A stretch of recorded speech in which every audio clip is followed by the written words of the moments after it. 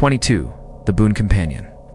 Once upon a time, there was a young man named Shah who was not particularly well off, but at the same time, very fond of his wine. So much so that without his 3 stoops of liquor every night, he was quite unable to sleep, and bottles were seldom absent from the head of his bed. One night he had waked up and was turning over and over when he fancied someone was in the bed with him.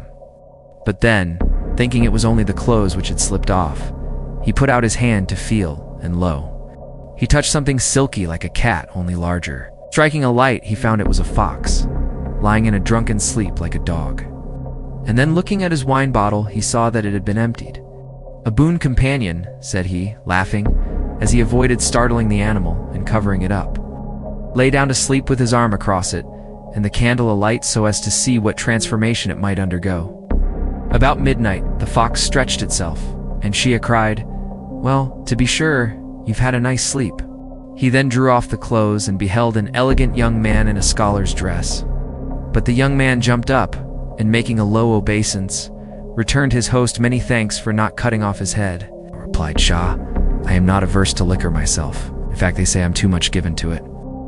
You shall play Pythias to my Damon.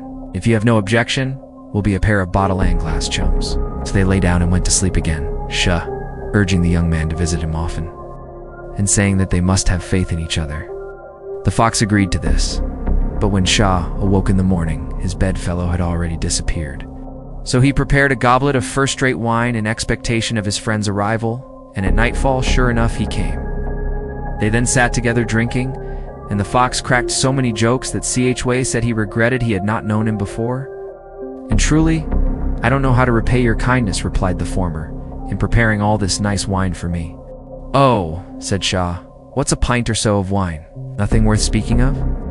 "Well," rejoined the fox, "you are only a poor scholar, and money isn't so easily to be got. I must try if I can't secure a little wine capital for you."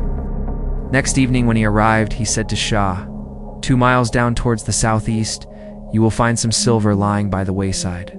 Let's go early in the morning and get it."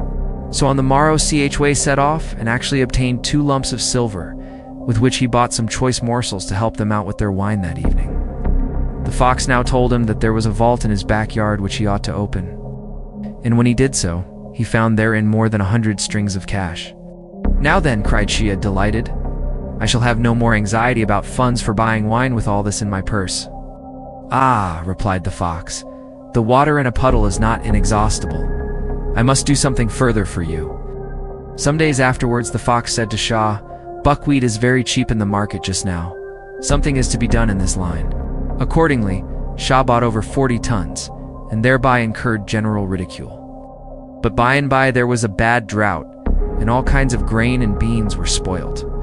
Only buckwheat would grow, and Shah sold off his stock at a profit of 1,000%. His wealth thus began to increase.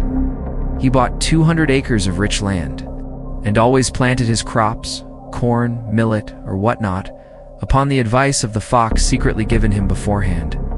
The fox looked on Shah's wife as a sister, and on Shah's children as his own. But when, subsequently, Shah died, it never came to the house again. Thanks for watching. Please like the video and subscribe to the channel for more excellent content.